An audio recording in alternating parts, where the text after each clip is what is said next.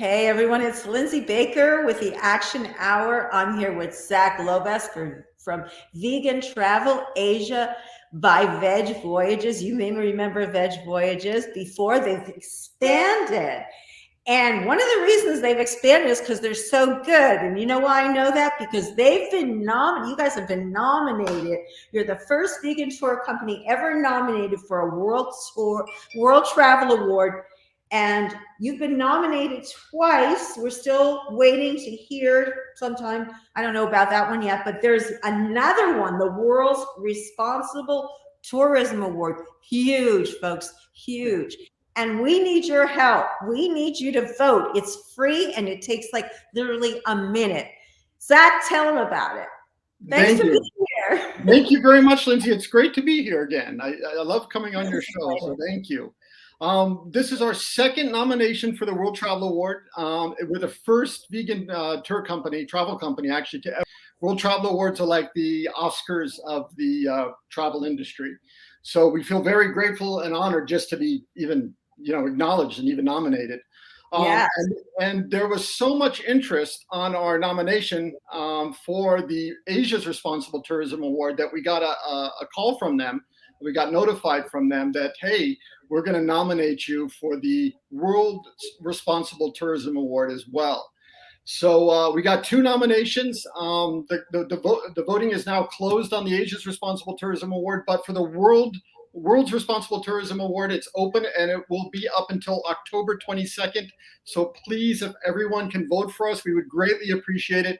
Because for us, we see this as a great opportunity to get veganism in the responsible, sustainable, and eco-friendly travel conversation, which unfortunately it's been ignored for a long time. Yes, I'm trying to show the audience here that this is what the website looks like that they can go to and check this out. And I also have the banner for it, I believe, here. Oh, it is such a long URL. Let me show you guys. I'm going to run it. I'm running it at the bottom there. If you guys can read top of the link right after the broadcast, all you have to do, click on that link. It's going to bring you to this page to vote. Like I said, I voted twice. It's perfectly okay. If you have two email addresses, you can vote twice. So I did. And I voted and it took me 2 minutes each time. You just put in your email address. They just check that it's you and then you vote. And I thought I had a copy of what the page looks like, but it will be very clearly noted if you follow the link. The name is very clearly noted there, Veg Voyages, Vegan Travel Asia by Veg Voyages, right? Yeah. Is that right? That is correct. Yes. Thank you. Yeah. Thank you very much. And please, if everyone can vote, because this could be a big thing for veganism as far as in travel. We've for a long time tried to push the responsible tourism, sustainable tourism, eco-friendly tourism associations, institutions, and what have you to start mentioning and giving more plant-based options and veganism into those checklists, at least into the discussions. And we've always had the door shut on us, or we've been told to sit in the back of the room and be quiet. I think we all know how that feels as vegans. So, and we kept bringing up, hey, a significant part of responsible and sustainable travel by definition is to lessen the negative impacts on local environments and communities and resources, which includes obviously food and water, and to make the increasing amounts of tourism sustainable for communities. And a plant-based diet checks all those boxes. So we're hoping that if we can win this award, then we can push that and they can't tell us to sit in the corner and be quiet anymore. Oh, absolutely. I think there is a big change coming, and I think the type of travel that you are promoting is going to be the future. It's so rewarding.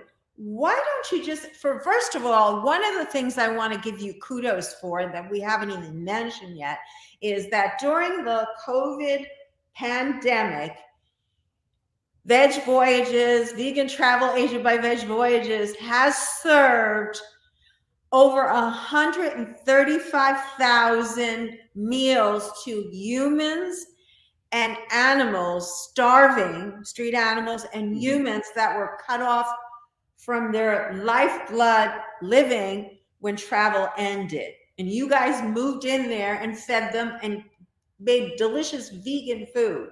Yes. You want to Thank you talk very about that much. for a minute? Oh, Yes. no, thank you very much. And you're still doing it, right? Is that We are right? still doing it, and we'll do it as long as it's needed. And we feel Oh, very that's so fortunate and wonderful. grateful that we've been able to be, we've had the resources and we've been able to do that. So, and we'll continue. And hopefully we won't have to continue much longer, because hopefully the world will come back to whatever our new normal is going to be. But we're going to continue all the way till the end with it. So. Zac, can you talk for a moment about this? We have some time. Talk a little bit about what does responsible travel look like? What does that look like? Responsible travel, there's so many different aspects of responsible travel, but the kind of the biggest, I would say, one, if we could kind of put it in a nutshell, so to speak, and that would be to have the less amount of negative impact on communities and environments and their resources. And that comes both from, like we're saying, resources, but it also comes from a cultural point of view as well. Which is very important to us, which is why on all our trips, basically, and we had talked about this briefly before, but on all our trips, what they are is their stories, and they're stories that we actually write with local communities. So we work with local communities and rewrite stories with them about what they want the guests to know, what they want to share with guests, so they'll have a greater understanding of their communities, of the culture, their way of life. And so by doing that, even, it's a big part of responsible travel, because then the impact that the guests have on the communities are the ones with the communities actually sharing with them. So it's not coming in and saying, okay, this is the way we think your community looks like, or we picture, or we kind of imagine what it is, and we will try to make it fit into that. No, this is actually very much the community story, and that's what we do. And so then what the guests do is, when they come travel with us for 2 weeks, is they live these stories, and these stories are the ones that we have written with the communities. And hopefully the end goal, obviously, is that we can bridge cultural gaps and bring people closer together, understanding each other, and that goes both directions. So that's our point of view on responsible travel. And actually, that's it, kind of in a nutshell. On our site, we have a whole responsible travel section, and it explains on how we do that, and which kind of a process we use as far as on how we approach responsible travel. A lot of, let's say, kind of methods that people use on responsible travel are these general or generic checklists that go out there. And unfortunately, these checklists, though many of them are really good, and there's a lot of good content in there, they leave out a lot of important things, both culturally, community-based, and I'll say very much so from what we're talking about here, the benefits of traveling more vegan friendly at the very least. I mean, we don't want to say that everybody, to be responsible travel, you just have to be vegan, but to make things that are more vegan friendly and more plant-based would definitely help. So. Yes, good points all around. And I've been going through your website as you've been speaking and showing people where they can find that information about responsible travel. And if you just want to see amazing photographs, go on this website, and all these amazing places. You're welcome. So true. And all these amazing places that you can go visit. Give us an idea of the price range to go on a trip, if you don't mind, or if I'm not putting you on the spot. No, that's okay. That's totally fine. I want to give a shout out, thank you to all the photographs, because those are all by our travelers. So I want to give a shout out, thank you to all our travelers. All those photographs are all by our travelers, and they send them in. I am not a good photographer, so those photographs have all been provided by our travelers. So a big thank you to all our travelers out there. But our price ranges are anywhere from $2,195 to $3,295. Depending on the trip. They're all inclusive as far as everything once you land on the ground, from airport pickup, all meals, all accommodations, of course, all experiences, all programs, donations to support local communities, educational programs, everything's included. So basically, once you're on the ground, there's nothing to really spend your money on except for laundry. Laundry. Oh, well, that can't be too expensive. Maybe No. there's a place you can go wash your clothes. Yeah, well, most of us do, because by the time you wash them and they dry the next morning, everything's fine. That's great. That sounds like so much fun. It really sounds like an amazing adventure, and I hope that I can do that. I really want to do a trip with you Thank guys. you, and we hope you'll be joining us up in the Himalaya in April for the Himalayan Vegan Festival. So hopefully Yes. you'll join us. Yes. I want to get into that in just a minute, but what I want to do first is I want to talk about a little bit more about how you can vote one more time. For people coming on, we are talking about the World's Responsible Travel Award. You have Veg Voyages, which is now Vegan Travel Asia by Veg Voyages, has been nominated, and you can go and vote, and we're going to be putting up a link in the comments for you so that you can go click on that link. All you have to do is it'll be at the top of this post. So when you share this out and you have it on your site, you can just click on that link and when you remember. So that'll work great.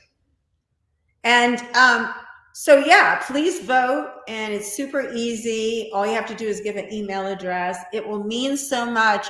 It will do so much. You are making, by voting, you are taking a big step towards conservation and preserving the environment, preserving cultures, treating people ethically when you travel, not taking advantage of people in cultures where we have much more resources than they do. Instead, assisting them, being a ambassador that we need so much. It's like a little bit like the Peace Corps. It reminds me of that. So please, let's support this organization.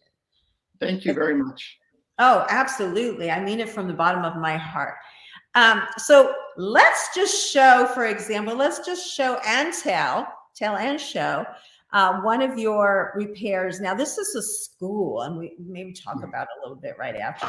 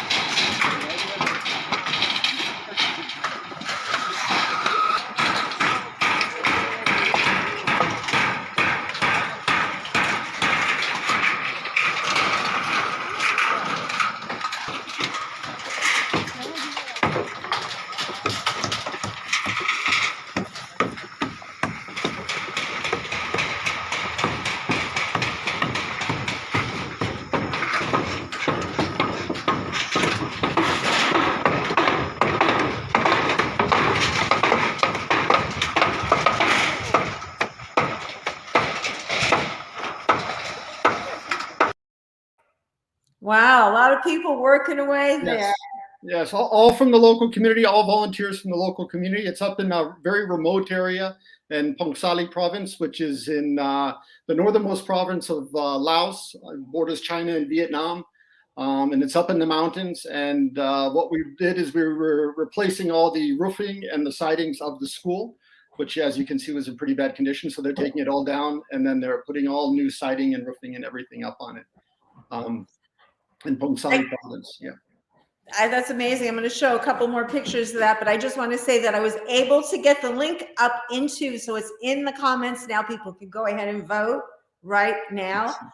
The link is in there. And if you happen to miss that link, but you see this video, see our video right now, if you go to vegantravelasia.com, you will find the vote page right from there. Is that correct? That is correct. Yeah. Yep, So it's right on the homepage, the icon. The button. And it's a much shorter and easier name to remember. So you can either click the link that I just put in the comments, or you can just write this down and go to their site, and they will click you right through so you can vote. So let's please do that, folks. It will mean so much to our vegan community. Again, shipping away. And that's what we have to do to get people to know by taking fabulous trips all over the world, by eating amazing vegan food. Oh my goodness, we're going to talk about the Himalayan Veg Fest in a few minutes. I get so excited. But let's just talk a little bit more before we hop over to that back. Let's backtrack a few seconds here. And I have more photos. So we did see a lot of banging and hammering, but talk to us a little bit about this school. Like let me go to one of the first ones, the before. Like, that's the before, yes. Is that a school that students go to year round? And that is correct. Yes. That is a school. It's in a very remote and a very poor part of Laos. Laos, as in general, economically, is very poor economically. But this area in this province, so there's very little money and resources within the province and in the district for their infrastructure, including education infrastructure. So that is a school. Yeah. And what would these people do for a living if they're in poverty? Most are farmers. They're in agriculture. Yeah, but it's difficult. All agriculture is difficult, but this is in the terrain. You can see where they are. It's actually quite difficult. It's very difficult, and even getting things to market and all that. It's mostly sustenance farming. So, yeah. Talk a little bit about what that is for our audience that doesn't know very much about food and hunger and countries that are very deprived. Yeah, mostly most of what they grow is for themselves. It's to get by and to live by. So that the education is so important. Obviously, it gives the kids a chance where they can once they study there, and then they can go from primary to the secondary school, and then eventually, hopefully, even to college in one of the bigger cities. Like I say, bigger cities, Luang Prabang, which isn't big, but or Savadaket, which is still not too big, or Vientiane. So the education is so important, as it is everywhere in the world. But so most of the families in the communities there, it's farming, and then whatever small amount of crops they have left, often they'll trade for other goods. And then some, if they can, they'll sell it at market and make a small amount cash-wise. So really living quite very much hand to mouth. Yes. Kind of existence. Yes. But I bet, are they happy? The overall, do people tend to have like less stress? And yes, very much so. I mean, very much so. Actually, I mean, we all have stress no matter what communities we're in. Yeah, but right. When we're out there, yes, there is a certain bond, the community bond too, that I find when I'm there. That very how would you say? Very supportive, very relaxing, and at the same time, I very much respect, because it was not something that I had in the community that I grew up in. And at the same time, there's a lot. I mean, there's a lot less complaining about things that are going on every day, and it's more communities coming together, families coming together, and dealing with what needs to be dealt with on a daily basis. And there is a certain amount of appreciation that comes from that as well in the moments in life. And I found it. I find it every time I'm out. I've been going to Laos now for about 20 years and doing projects and programs there, and I love going back. I think there's the two countries that I will retire if I ever retire or semi-retire would be either Nepal or Laos for sure. Oh wow, that's so inspiring to hear that.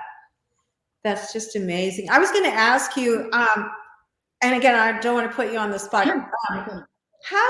What would it cost to rebuild a school like that if you're getting volunteers to come in and all? Yeah, because what's nice about a lot of the projects that we do in Laos is that the communities all come together and they donate their time and they donate everything for free, because obviously they're building it for their community.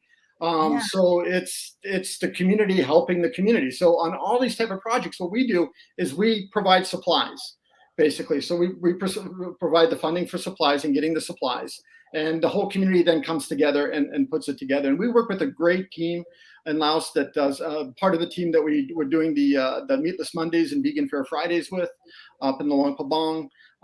And the same with them. Everybody just comes together and does everything, genuinely from the heart, which is great. And so everybody gets together, from even actually to the contractor who does the designs and stuff up in the village there. They know very well on how to do the mountain construction, but on the sanitation projects and water projects we do, everybody volunteers and gives their time and whatever knowledge they have, and it's great. So on doing those projects, we will supply the financial resources. And then the community all comes together and does the rest. So they do the real magic. So, right. Yeah. That is so amazing. And so financial resources, it doesn't take that much. It's doable, and we can help so much if we, you guys are an inspiration, and I hope other organizations follow your lead and start doing this, reaching out. I sometimes say, I wish that, I love our military and I respect them and I appreciate them, but I wish their mission was to go out to do these kind of things instead of going out and having to go into areas to protect us from killing each other. You know what I mean? Understand, yes. Understand. Yeah, an open hand and an open arms is far better than a closed fist. It's, definitely. Yeah. Let's show another, speaking of repairs, we want to show another, and sanitary. Let's show the toilet repair, and then you can talk about the background.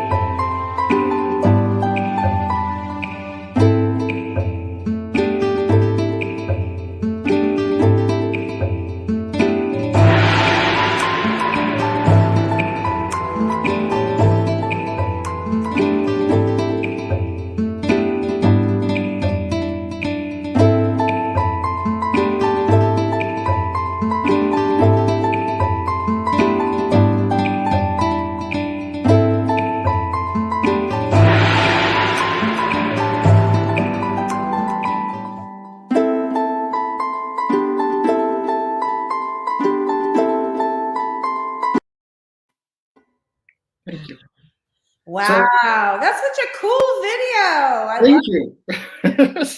So the sanitation projects, a lot of these schools, some of the toilets were built way back when the school first started. And then they've fallen apart because of the weather, just conditions, time, what have you. So what we've been doing is we're renovating and restoring and building new bathrooms, including bringing in proper running water and everything, because obviously that's very important. Kids all come together, they use the restrooms, they go back in class with each other.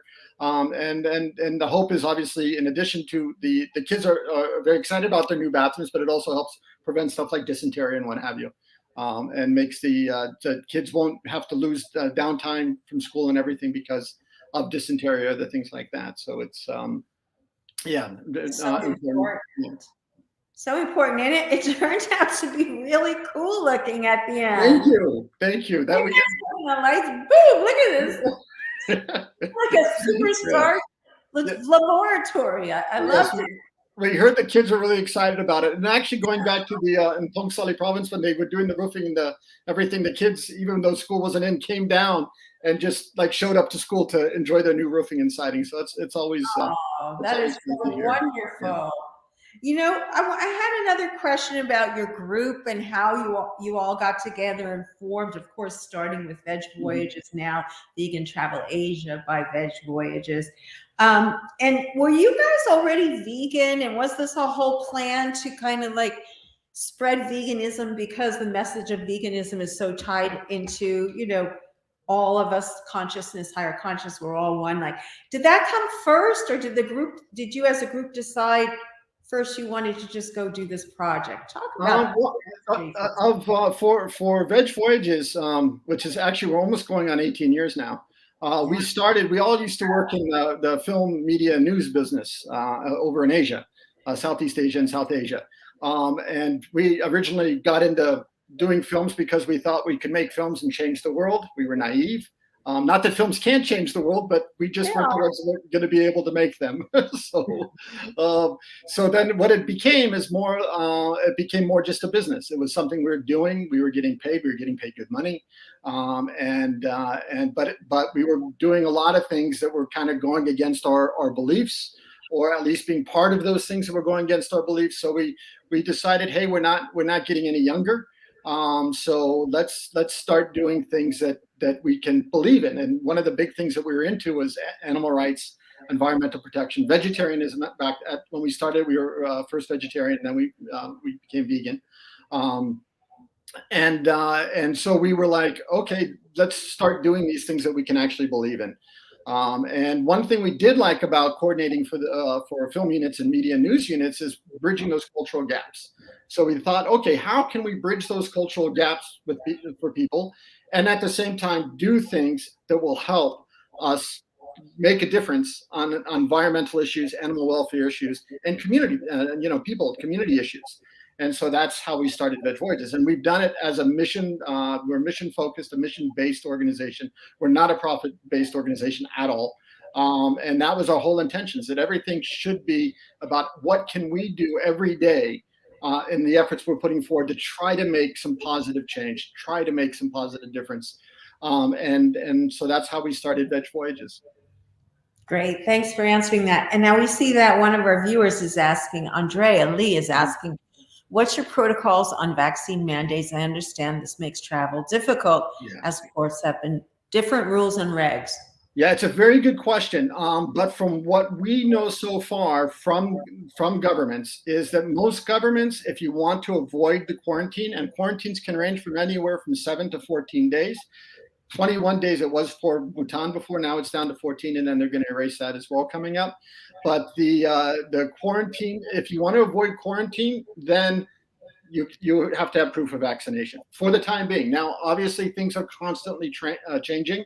But so why I say that is we're not even in a position as a company to make a policy yet, though we do have some direction on which way we're going to go, just because our stuff is very community-based, very culturally immersive, very community immersive. But we first need to follow the rules of the governments. And the governments right now that are opening, if you don't want to go through quarantine, then you need to have proof of vaccination. Some are saying proof of vaccination and a PCR test 36 to 72 hours prior to traveling, or 48 to 72 hours prior to traveling. Some are just going to now say proof of vaccination as far as the countries we go to, and that's in Asia. And obviously, as you know, there are certain countries in Europe that have opened up much more. Asia has struggled to open up because of many different reasons, but including the way that the COVID cases have moved around there. But now they are starting from some on October 15th, some November 1st, some December 1st. But from what we hear, the government mandates at this point is if you don't want to go in quarantine, be vaccinated, is basically what they're saying. So. And again, that can change month to month. It all depends. As we know, it's been a surreal world of uncertainty over the last 18 months, to say the least. Yes, that is definitely true. So I think that's a good answer, and we'll just keep, stay posted. Mm-hmm. Yeah. We want to remind everyone that may just be tuning in that we're here today to talk about. Actually, you are coming back to talk about the next thing we're going to talk about, but let's stay on this for another moment or two. World Responsible Travel Award. This is a big deal, folks. This is like the Oscars of travel, and you guys have been nominated not for one but 2 awards. We are so grateful. First vegan travel tour company that has ever been. First vegan company, right? So yes. That is so amazing. And all of us vegans out there, and everyone else for that matter, that cares about the environment, cares about other people's culture, which I'm sure you do, and cares about being ethical when they travel, will want to vote and promote what you're doing because it's amazing. So all you have to do is there's a link in the comments. You can also go to Veg Voyages. Let me tell you the new name here. Yes. Oh, that's your Facebook page.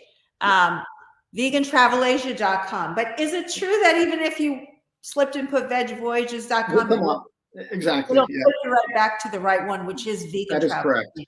Yeah, and the main reason we actually did that, Vegan Travel Asia by Veg Voyages and Veg Voyages, is because our foundation's projects, we've been doing more and more programs and projects. So to differentiate the two, we have Vegan Travel Asia by Veg Voyages and Veg Voyages Foundation. And basically, the main purpose even behind Vegan Travel Asia by Veg Voyages, as far as from a how would you say, from a profit point of view, is to make profits to give to the foundation. So it all goes in.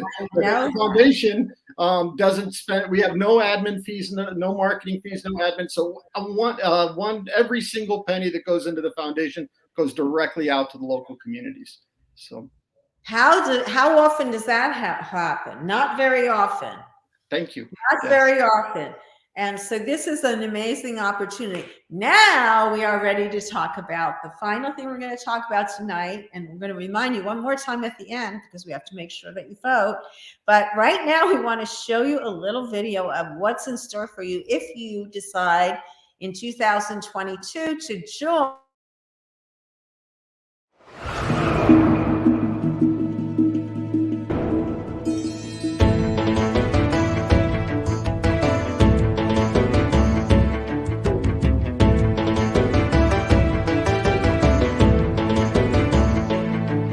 Namaste. Naso Pyabulla. Rashidele. Namaste. Please listen. You want to hear some great news? Welcome to the Himalayan Vegan Festival, the first ever in the Himalaya. दक्षिण एसियाको सबैभन्दा ठुलो vegan महोत्सवमा यहाँहरू सबैलाई स्वागत छ. We are personally inviting you to join us on this journey. No matter your age, Ethnicity, religion, and dietary preferences, everyone is welcome here to experience the Himalayan festival. Largest plant-based event ever in Nepal, in Bhutan, in the Himalayas. On top of the world.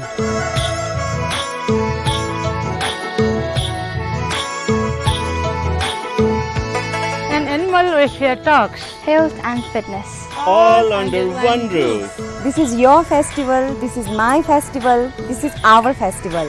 All of ours.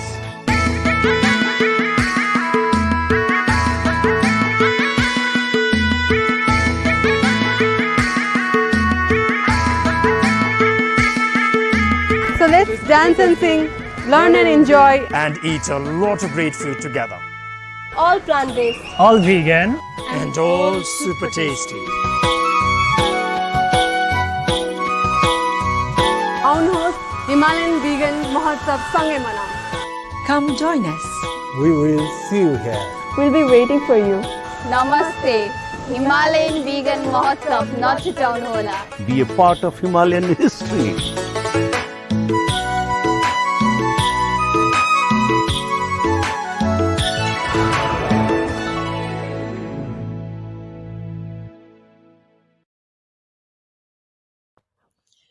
Wow, that looks so exciting. Tell us a little bit. I know there's a lot of different things going on. There'll be food, of course, and classes to learn how to cook. Is that right? Yes, it's a very result-oriented festival, but it's free. It's open to the general public, and it's going to be a big celebration, basically. And we'll be having a panel discussions, talks, hands-on workshops. When we say result-oriented, is when you come there and if you want to learn, hey, what's the substitute for curd or for milk? We're not just going to tell you what the substitute is. We also have free workshops and classes that people can join that will actually show you.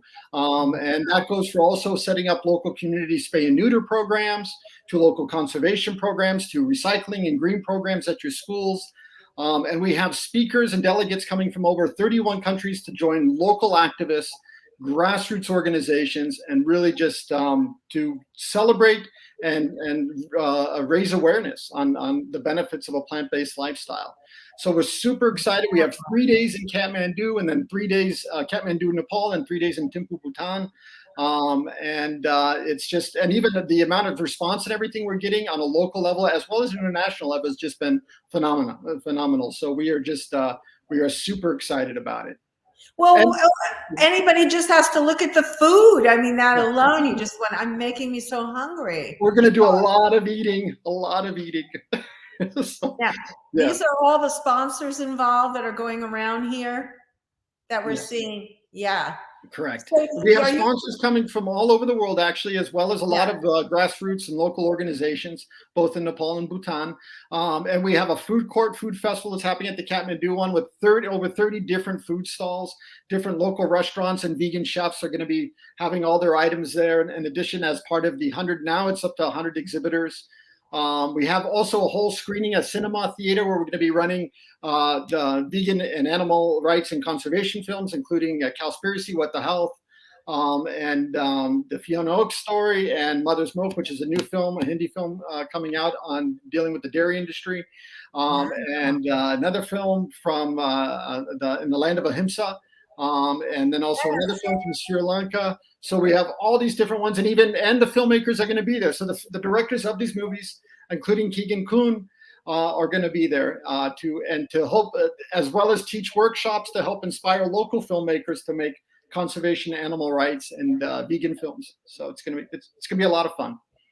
Yes, it's going to be just amazing, and just the films alone. I think, how many of the people that are coming, of course you have no way of knowing for sure, are not vegan, do you think? How many? Well, our biggest outreach to on a local level is to the omnivores, so we want to bring in, a lot of these omnivores to come in and learn about the benefits of a plant-based lifestyle, which has actually been, to a great degree, a part of traditional cuisines in the area. Unfortunately, as things have gone on, and it kind of, it got moved into another direction where there's more meat consumption and more ways to produce more meat and all that. So we want to help the local grassroots activists help their voice and back them up and present the case for a more, I won't just say more plant-based eating, but a vegan lifestyle in general. So, and just speak for a moment for people that are not as familiar as others about what that means, a vegan lifestyle. Well, it means on everything, including, because why we're even dealing with this is on the animal issues. Like, for one thing, their example is like elephant rides. Okay, no more elephant rides in tourism. No more exploiting animals in tourism. Let's instead of cutting down forests, just for industry, we need to do a balance. Let's not cut down the forest. There's other ways we can approach these things. Instead of wasting a lot more resources on animal agriculture, there's other ways we can do that where no animals are hurt. And we don't waste all those resources that are going, obviously, as we all know, for animal-based agriculture. So it encompasses many, many different things, as we all know, and including a lot on an environmental level. So we want to raise awareness on that. And even on a health level, because the diets have been changing, obviously there's a lot more unhealthy eating that's happening. And there's raising cases of diabetes, heart disease, stuff like that. So if we want to be able to cover all those bases, so to speak, address all those issues on a local level. And we're excited. We're really excited about it. And the local activists have been doing such a fantastic job and are so enthusiastic in putting everything together. All the people you saw in those videos were all the local activist team that are putting it together. So just part of them, actually. There's many more too. So it's really great. That's so inspiring. You just touched off a memory for me. I know that while you were doing those, going in and doing the rescues, right when COVID struck and the whole thing shut down, there were families that had, members of the family had cancer, and you had found Physicians Committee for Responsible Medicine diet and put those individuals on that diet. And I was wondering if you had an update of how they were doing. I do. They're doing fantastic, thankfully. And we're continuing to supply meals to them, but their counts have turned around completely. Wow. They put on weight. I mean, just they're doing great, and they've been keeping to a vegan diet. So we're very happy about that. So that is so wonderful. And they've been telling their friends, and they're telling other people at the hospital, and the doctors that were doubting us at first are now getting okay. They're considering that they'll recommend more plant-based food to their patients. So it's been great to see, and it's been great to see the patients on how well they're doing. You know, when people know the art of cooking vegetables and fruits and legumes and all the different plant-based foods, it's so delicious. I don't know, people just haven't tasted it. They've got this view in their mind about veggies, and then the meat industry. Did you see now the meat industry is adding vegetables to their chicken nuggets and things like that? It's so crazy. And instead of teaching children by giving them some delicious food with vegetables, you know, but I think things will change over time. We're keeping our fingers crossed. You guys are certainly leading the way. Is there anything else before we kind of wrap up that we want to tell people? Because believe it or not, we've gone like 40 minutes so far. Oh, wow. Oh my gosh.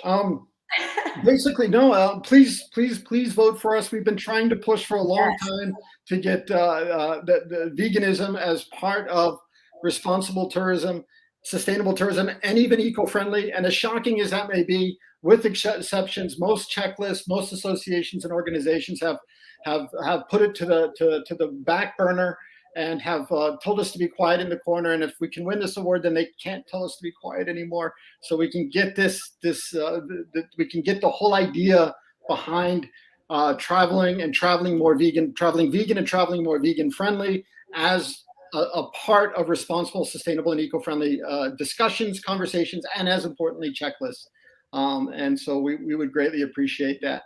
And we look forward to coming back on to talk on your show more about the festival. And Kuntal is super excited to be on the show. So let's just cover that quickly. But I just want to tell people it's super easy once you go to that site. And if you can't, you know, if you don't see the link in the comments, it is in there. Just check this link out right here. Click there. You'll be able to go click right through to vote from this link. It takes you literally 2 minutes. Put in your email address, go check the email address, comes back, click the link, click vote, boom, you're done. 2 minutes. So please vote. Please. Really important. Yes, please. Now let's talk about the next show we're going to do together just for a moment before we go off. You are bringing on a gentleman who... Kuntal, my friend Kuntal Ji, and he is a vegan, and he's the first vegan to summit Everett not once but twice. He's done from both sides, and he actually is overseeing the health and fitness committee for the Himalayan Vegan Festival. Obviously, he has a very deep connection with the Himalaya, and he is super excited. He wants to come on and share about his experience both. As a vegan, summiting Everest not once but twice, and also about how he helps to spread the word on veganism in the Himalaya. And from a point of view, if anybody says, "Well, can you be an athlete, an endurance athlete, and be on a vegan diet?" Well, he's definitely a great testimony to that. That's so amazing, and just being a spokesperson with his high profile is going to really open up a lot of people's eyes. And I know that we're hitting a tipping point soon. It's just a matter of us to keep going a little bit more. And so this is such a great opportunity for everyone. I think everybody watching the show says this is so delightful because it's good news for a change. You know, we see so many things going on and the vegan community is heartbroken so many times. This is a good thing and it's easy to do. And if you can go to the festival, vote, and then go to the festival. Those are the two things we want you to do. Thank you. Thank you. And when Kuntal's on, please ask him about his vegan curd recipe. It's simple, but absolutely delicious. Best vegan curd recipe ever. Best vegan yogurt recipe ever. That sounds so delicious. Well, Zac, thanks so much for being on. It's always a pleasure talking to you. You're such a positive, uplifting person. You really are. And you and your co-founders certainly do deserve to get this award and to get out there high profile so that you can be an example for other travel companies to follow your lead. Because with what you're doing is just amazing. And I just pray that it does happen. So I pray everyone votes. Please do, folks. And that's all for this time. Let's say goodbye. Thank you very much, Lindsay, and thank you, everyone. Thank you. Bye-bye.